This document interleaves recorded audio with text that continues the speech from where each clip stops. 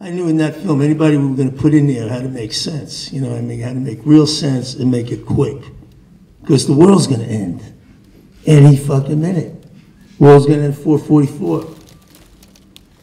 Now, oh, here's Hollywood. Hold on. Because, you know, guys, it's only 3 o'clock in Hollywood. You're just back from lunch. Harvey. Wednesday, yeah, was told. Really? That's a good friend of Willem's. Yeah, great. Were the music rights expensive for this film? No, there were no music rights. So we wrote the music, you know. Here's another one. Grace Jones did this movie, you know what they say? She did it for gratis. You know the story with Grace, right? I don't know how she did. She showed up like one weekend. They gave her a suite at the Excelsior Hotel.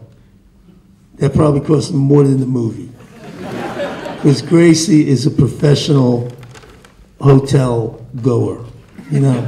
Like she cooked dinner for 12 people in the hotel suite. I mean, that was a new one on me, you know what I mean? And then, but she was working on an album that took her 2 years. We brought her in the studio, we did an album in one night.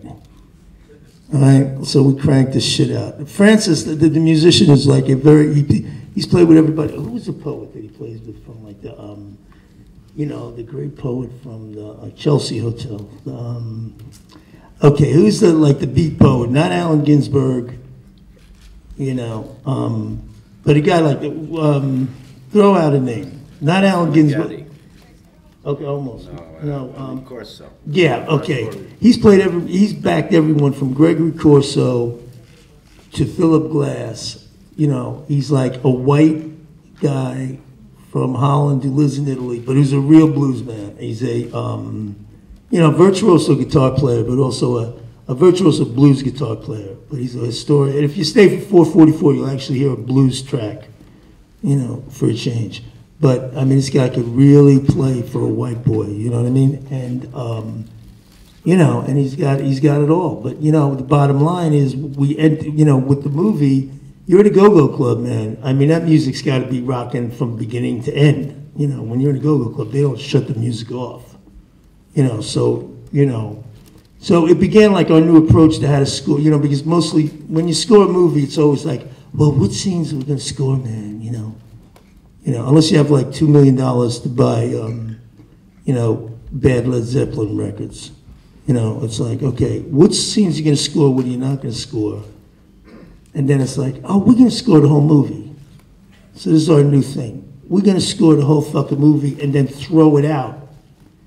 You dig? So even if there's 1 minute in, we scored the whole 90.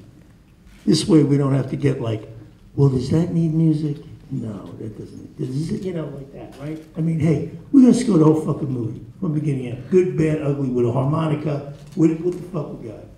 And then we worked. But this one, we needed it from the beginning to the end, so we really had our work cut out for it. But we're used to that because we're just not going to pay for the records. Because the records we love, we couldn't even think of affording to buy. You know? So, I remember, here's a story. We did this movie called The Funeral, and we had money. And I says, okay, we're going to buy Billie Holiday's Strange Fruit. Okay, how much is that going to cost? Wow, Abel, forget about it, man. Yeah, it's going to cost a fortune. Okay, yeah, that's going to cost a fortune, but we happen to have a fortune as the budget, so why don't, instead of stealing it, guys, why don't we fucking buy something with it? Okay, we're going to buy Strange Fruit. $150,000, okay? $150 to get Billie Holiday. Now I'm thinking, the day those 4 black people went into a fucking little room somewhere, whether it was Chicago or New York, to do Strange Fruit, did they think a bunch of white guys were going to pay 60 years later $150,000 for that song? Okay?